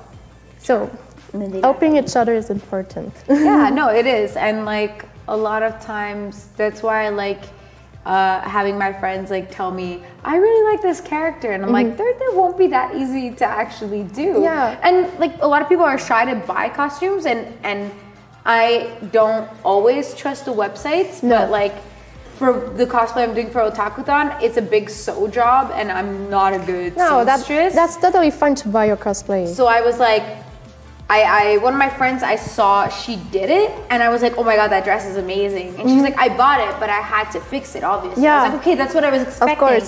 It's just sometimes the quality in photos, and I spoke about this with a lot of cosplayers. You cannot just take the first one that you saw, because sometimes they just took the photo from another shop and they just, this is what we selling, and this is not the right thing. Or the fabric is super see-through and cheap, or like all these details on the costume that like I really care about, like, oh, her corset top is actually a black string, and this one's using gold, it's not accurate. Like really shop around, and at the end of the day, you know that when you get it, it's not going to be a perfect product, but that I can hand sew, so I could. But it's a good base. You can always do alteration, or just like, for example, 2 years old cosplay that you were at Otakuthon 2017, and just like, I could wear it again, and you just revamp it a little bit and just work on it. That's not complicated.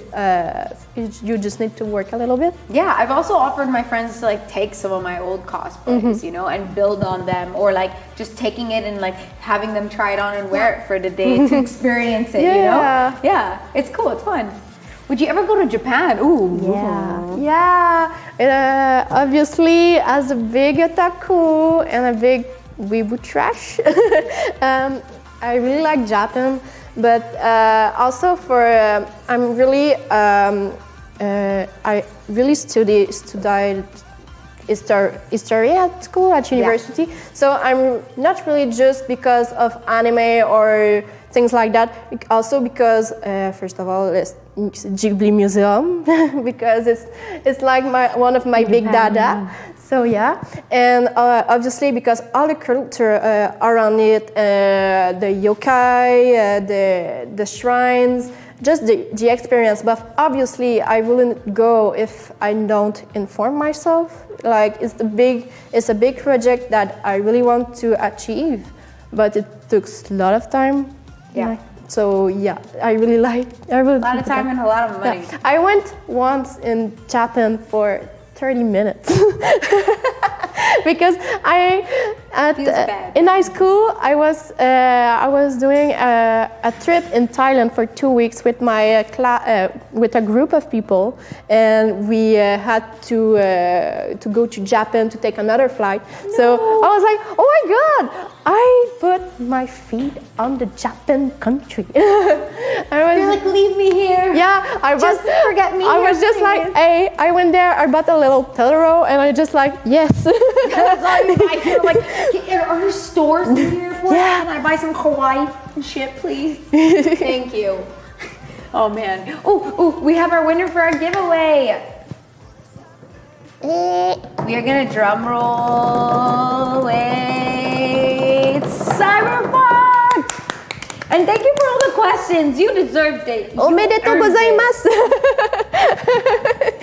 So yeah. Thank you, Cyberfox. I'm so glad you have So it. you will get this lovely print. Yeah. Oh my gosh. I heard you meow before and I was like, Meow. Was that me? no, that was her. Oh, okay. Turn of events. Sometimes I do funny sounds. Oh my god, me too. I always make sounds. Like I'm always like, oh my god, making noises. I'm like at my job, and I'm just there. At my job, I got my colleagues are all old, like there are 60 and over, and I'm just like, They're just like, what are you doing? And just, Oh, sorry. Never mind. I'm just talking to myself. And I was in my apartment and I'm just, I can totally relate. Yeah. Like I'll make noises and I'll make faces sometimes too. Like I'll just be emoting at my desk and my my coworker beside me can see me and he's just like, look, one day, yesterday, I was at my desk. I forgot what I was saying, but someone behind went like, shh. And I was like, what? Biggest death glare. And my coworker saw me just like turn around and give the biggest stank eye. And he was like, that was so funny. He's like, the Dracarys flames were like bursting out of your eyes. You were like, who just shushed me? it's like a part of It yourself. turned out it was my coworker in front of me. And he was just saying it as a joke. He was like doing something totally different. And he went like, and he was like, my other coworker beside me is like, holy I thought you were going to murder someone. I was like, yeah, sometimes I do that phase. But apart from that, I'm super cute and funny. And I make noises all the time. So they're like, oh, it's just Rosemary being quirky and silly. It's like I'm constantly having this battle with myself. Like, am I a tsundere? Like, maybe not. Am I a yandere? Like, I don't even know. I'm in the existential crisis right now. There's a time I was considered as a tsundere because I was like really looking angry every time. I was just like, okay, I'm just coming at my class and then just someone talked to me and I, hi, how are you?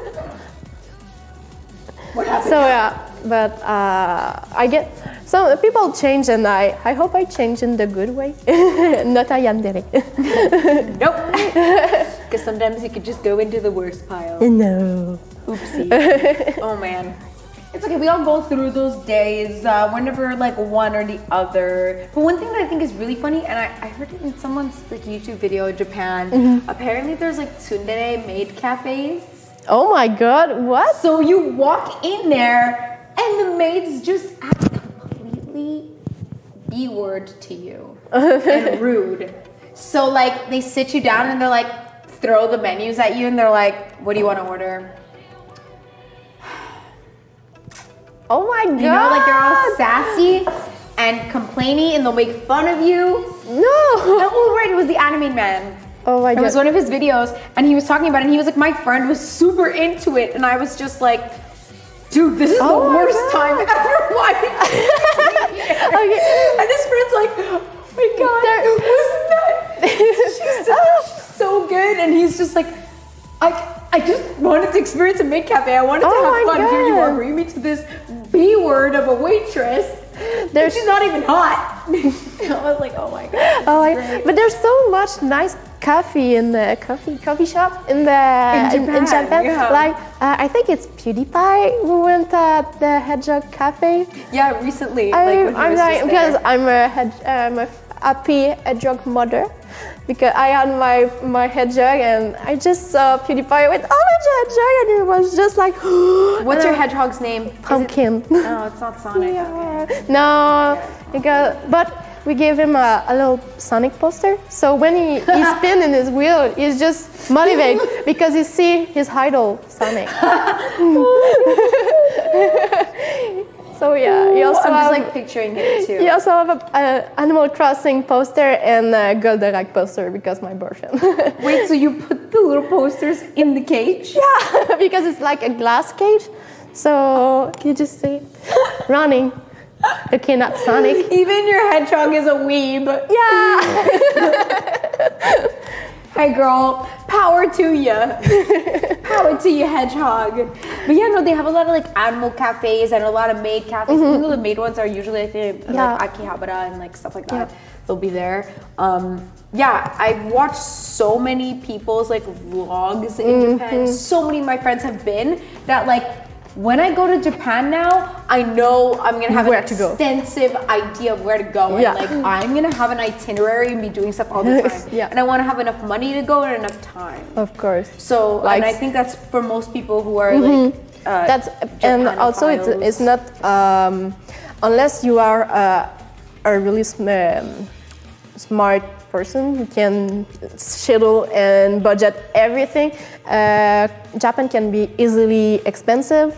So you have to choose, you have to select what you want to do. If you want to have a more cheapest room, but enjoy a little bit more the area, or you're just like, oh, I want to be comfy and I want to go to onsens and things like that. So you have to choose at some point. Yeah. You can't do everything depending on what your budget is.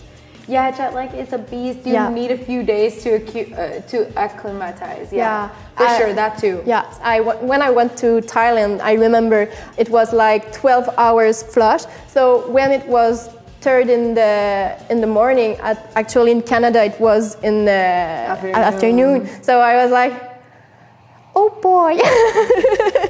And then you come back and you're like, oh boy. Yeah, and when I came back, it was the day after I came back, I had my driver license exam.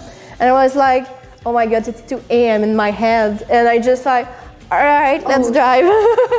Oh, no fun. But I passed, I really passed. Oh my God. Yeah. One thing I need to actually do, you just reminded me. Oh, Thank yeah. you. Responsibilities. You can do it. Good God, I'm 25 years old and I don't have a license. Yeah. Hello. My boyfriend How are neither. ya? I guess I was decided at my age when I was in high school. I was like, oh, at the end of high school you have to have a car. And I was like, okay, I will have a car. So I get it. Adulting. Yeah. We're cosplayers, we don't adult. It's not always Okay. the greatest idea, but if you can, I guess, if you like cars, that's fine too.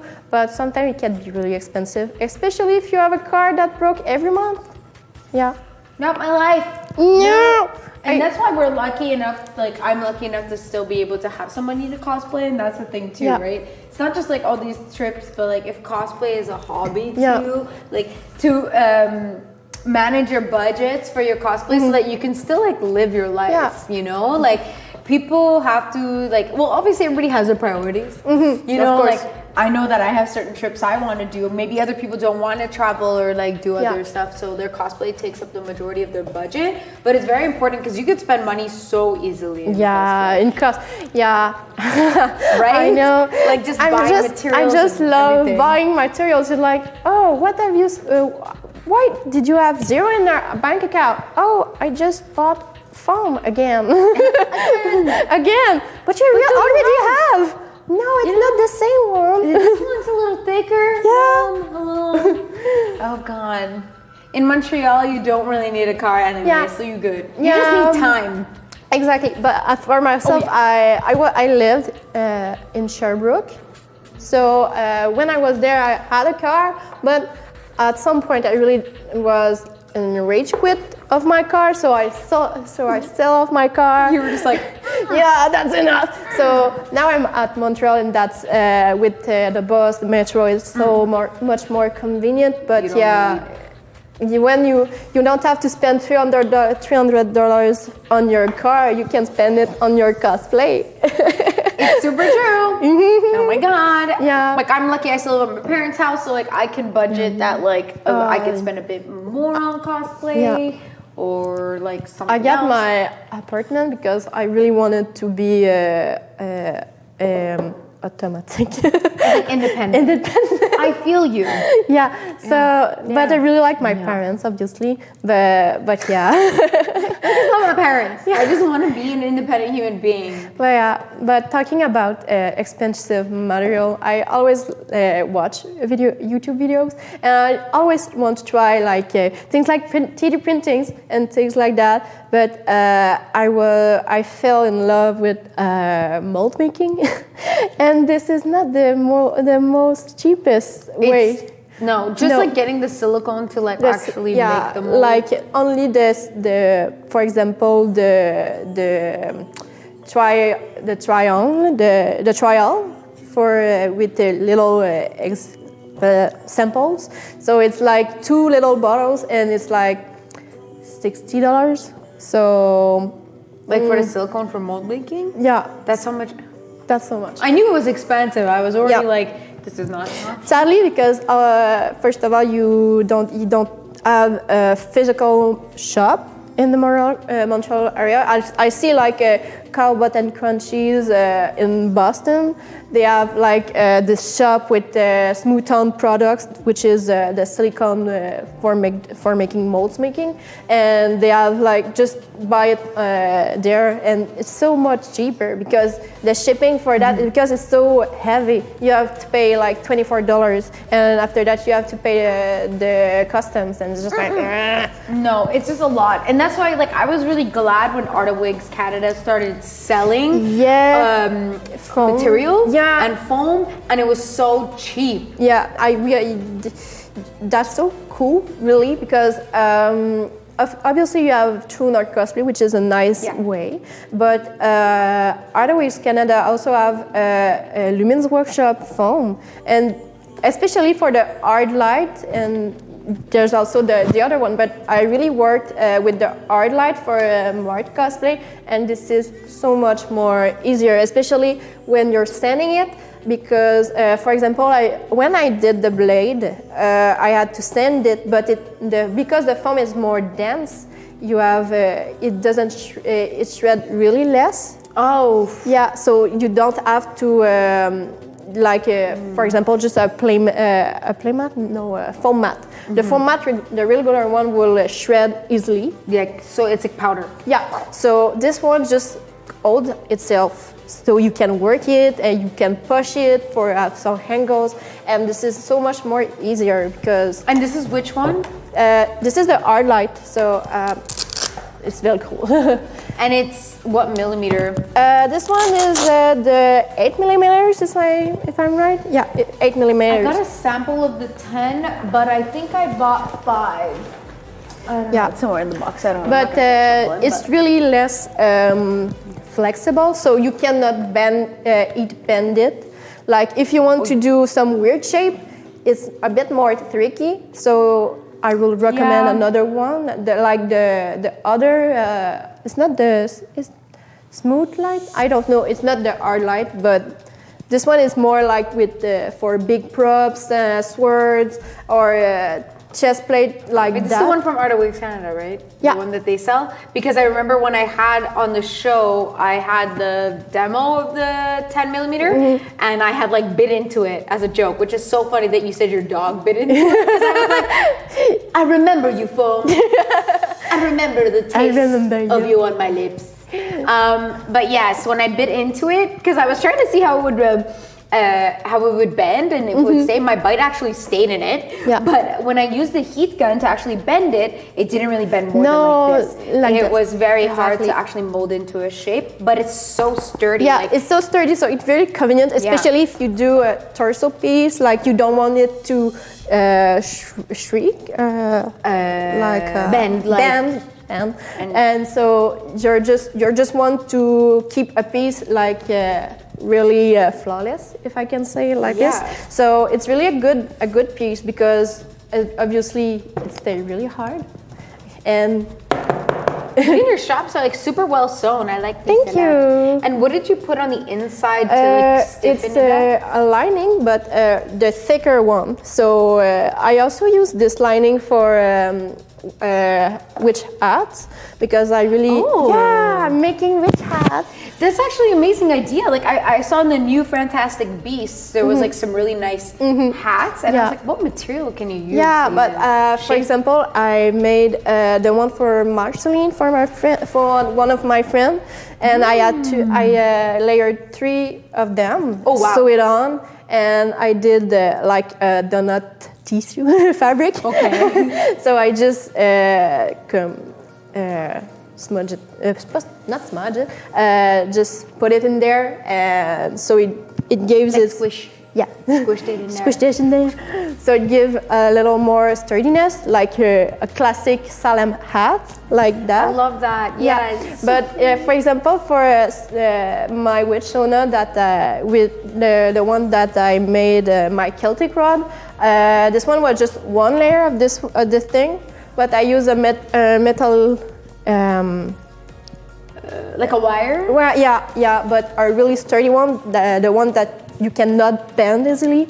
So you have to give it a shape. Yeah, you have to give it a little shape, a round shape, but it cannot bend like this with your hands. You have to use tools. Plier, yeah. So I used this one because I really wanted to have this not symmetrical thing, like just going on for this one. I like that. Yeah. So I like along with cat ears and like maybe horns and stuff. Like another thing I really wanted to try making was like hats. yeah, it's the first thing that when I started cosplay that really calls me. So I was like, oh, I could make witch hats, and I started with hats, and I was just like, so cool. I really like that, but it gets its issues because you have to think about your head size, but not also your normal head, the one with your wig, yes, your stuff. So yeah, you have to think all about that side. Even though it's not like sewing a shirt where you have to do the sleeve and the pants and the things like that.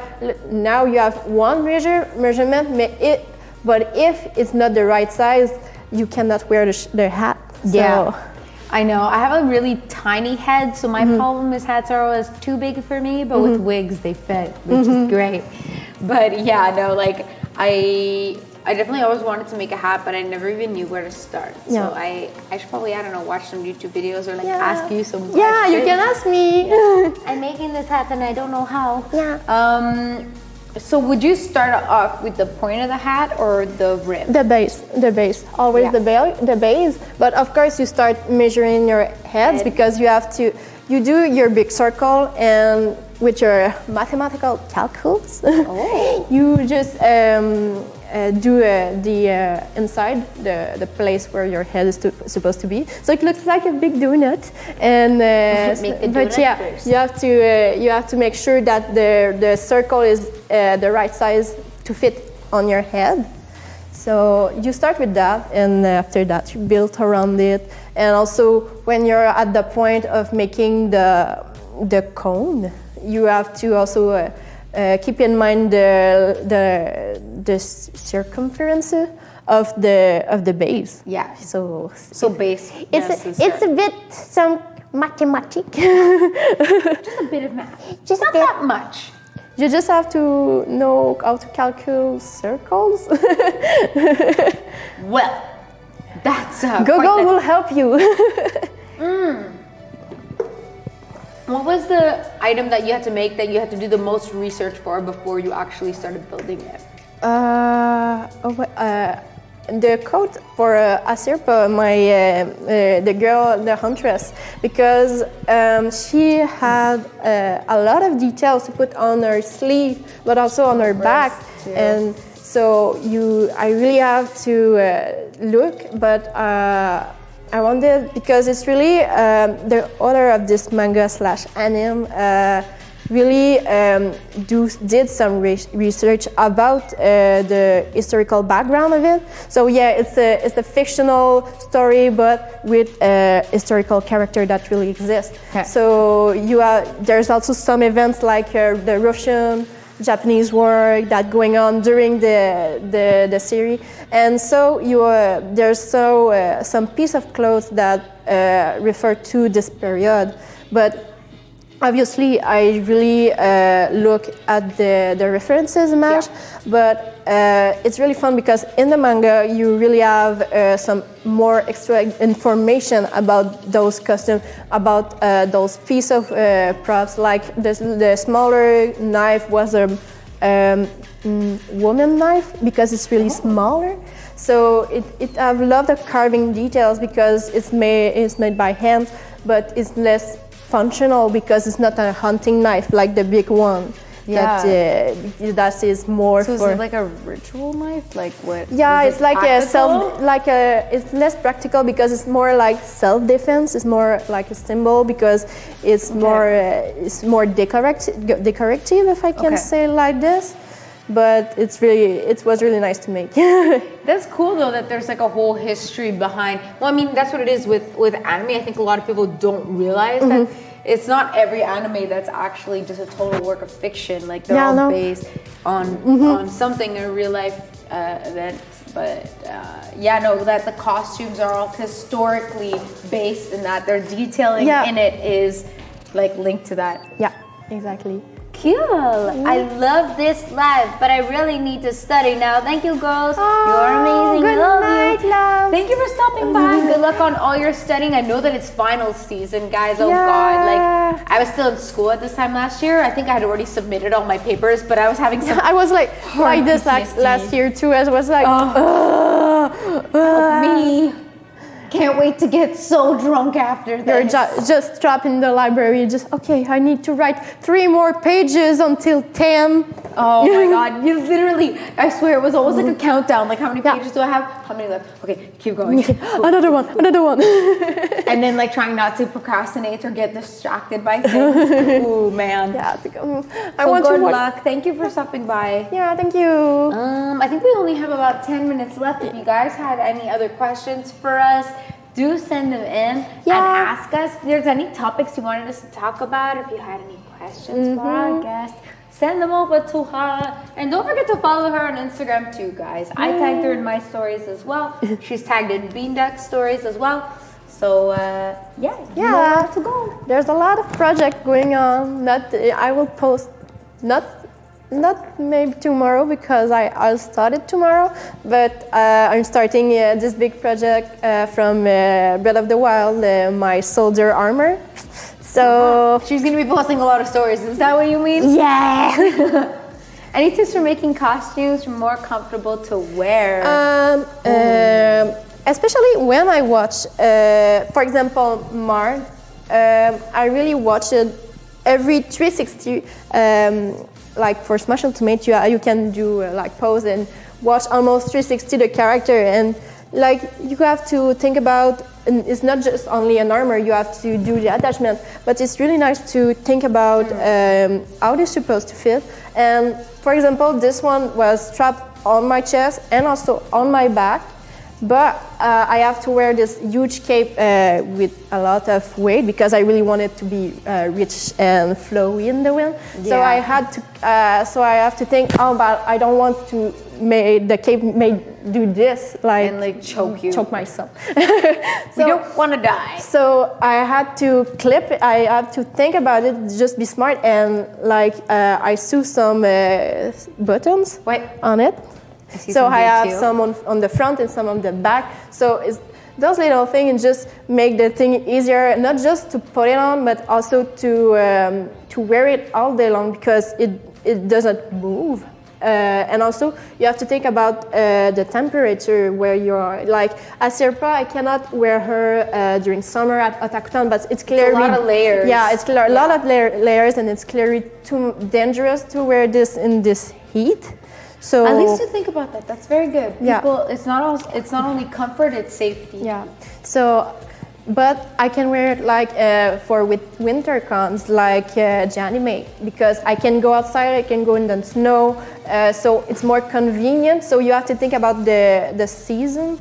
So it's a bit dumb, but it's some kind of thing that you need to think about because another example when I had to do a Sirpa, the fabrics for her was seasonal, so I had to buy it during the season.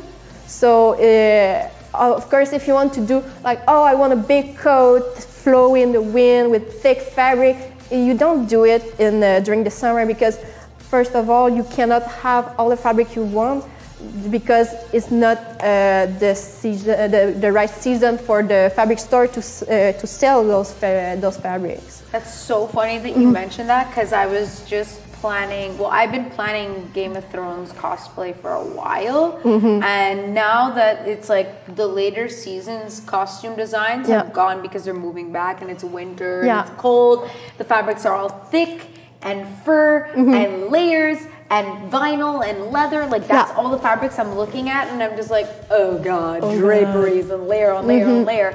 And there's, unless you're like doing Daenerys, Karth or like Dothraki outfit, you're not gonna have that breathable Game of Thrones costume. Like it's just not gonna happen. So all the ones that are kind of like from this season, like my friend and I was going to commission my friend Eugenia to make it for me. Yeah. But we were like, okay, let's think about it and let's like go through our options. When the new season costume design came out, we were super excited, but it's exactly what you're saying. It's thick.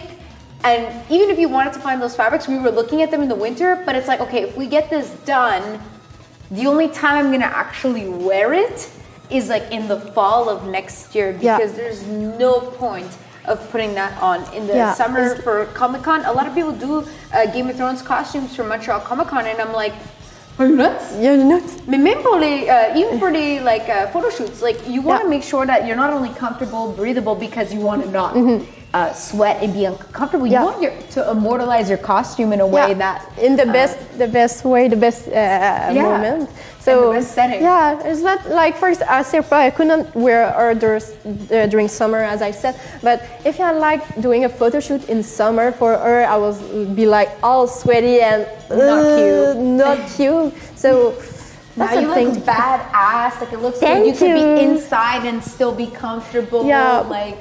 I went outside filming with the T-Dude for this cosplay, and he was like, okay, your cosplay is really cool, it deserves to be in the snow, but I don't have my coat, so let's do this quick. Yeah. So I was like all comfy outside, and Tino was all freezing, and I was just like, I'm sorry, Tino, are you okay? Multiple layers of thick fabrics. Myself, I was just, I feel so fresh. Yes, because for you, it's like you're finally getting some air. Yeah. And he's like, yeah, because I have my camisole, my kimono, my coat, and my pelt on my back. So I was like, that's a lot of heat.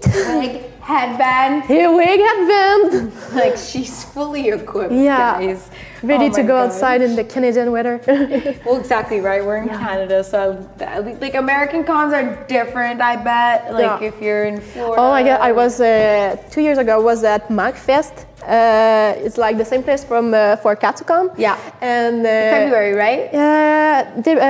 January. January. Yeah. For this one is January. So I was in Soldier 76 with my friends, and everyone. It was about 10 degrees outside. So everyone would have their big coats, and we Canadians were like, oh yeah, it's hot here. Wow, this is great. That was me in Boston in March. I had the same exact scenario. Like, you guys are okay? Oh yeah, you're just. Oh, it feels so great outside. Yes, and they're like, how can you do? Oh, that's so funny to hear you say that. Like, it's funny.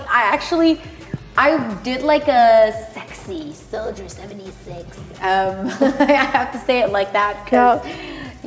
And I wore it at Otakuthon, and I was wearing that leather jacket, and I regretted everything. Mm-hmm. And I was in shorts and like basically a bra with the jacket on, and I was like, kill me now. I did the same thing, unless I didn't. I just had this big black shirt, but I was like, oh my God, I bought the jacket online and it was a good quality, so I was like, oh, that's cool. And I went outside and I was like, whew, that's cool. Don't breathe at all. No. Oh, heck no. But it's okay, because like I looked at myself and then I saw another soldier and I was like, yo, soldier, what's up? And he was like fully decked. So I was like, doing pretty good, you know? Doing pretty good. He's like probably I thought wearing the mask, and the day before the con, I was like, it feels a bit big, so maybe I can bend it, and I cracked it. I broke my mask before the day too. In my photo, if you go on my Instagram, you'll see it hanging. My boyfriend was in half. Yeah, my boyfriend was in bathroom. I received it the day before, and I was just, hey, I just got it, and it was a bathroom, and I just like, hey, what's up? I broke the mask. Damn it. So I was like, oh well, that's too bad. It sucks. This sucks. So funny. I can't believe it. Like I was, my friend had 3D printed the mask. Okay. And he made it like so that I could have just the mouthpiece, and I could take off the visor and put the visor on.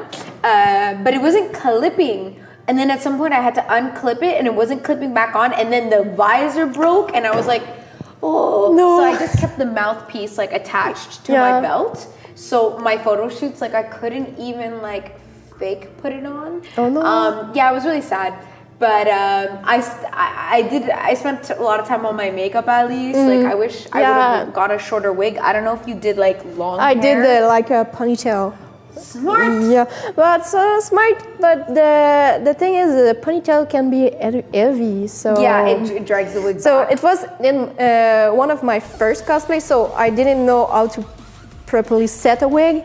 So I was like, and keep pulling it front. Yeah, it was a big mess. Struggles. So yeah, if I had to do it again, maybe I'd do with short hair. Could be a better idea. Yeah. I really like short hair, especially with Marth. I had for Sally, my Witchuna, a long wig, and I was just like, oh, it's a mess. Yeah. It's tangled. Oh, it always tangled at the bottom, and I just like, it's so pretty, but it's always tangled. Yeah, that's the thing. Is like even if it looks nice in the front, in the back on your back, it's you're like, always as soon as you take off your moving. wig, it's like all knots. Yeah. And you're just like, wow, okay, that happened quickly. Yeah. Oh, great. And it was funny, like the photographer that I was shooting with was literally like, I was like fussing my hair a lot, and I was like, can you fix my hair? And he was just like, should have probably done a shorter wig for this. Like it was long, and I was like, yeah, I totally agree with you, and I regret everything. I could just cut it now. Actually, I'm not tied to that. It's a great wig. Like I don't know what I'm gonna do with it anymore. So, but I don't think I would redo Soldier. If I do another Overwatch character, I think I would do like Anna or Farah. Anna could be really nice. I was supposed to do a cosplay for my my boyfriend.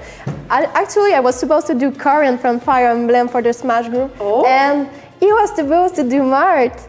And I did twist. And just before I started his cosplay, he told me, "Oh, I'm not really sure," because he's not a cosplayer boy.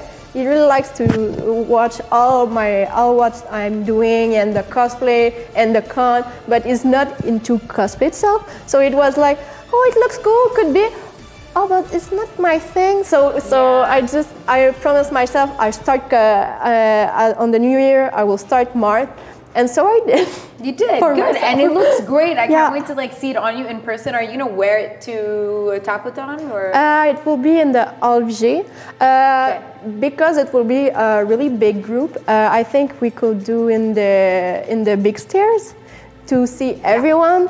So there's some photographer will be there. Like I talked a bit with abstractive photography. There'll probably be Mr. Jego. Yeah. T-Dude, I had to video for sure. Yeah, I have to tell T-Dude about the time and the location when the time comes.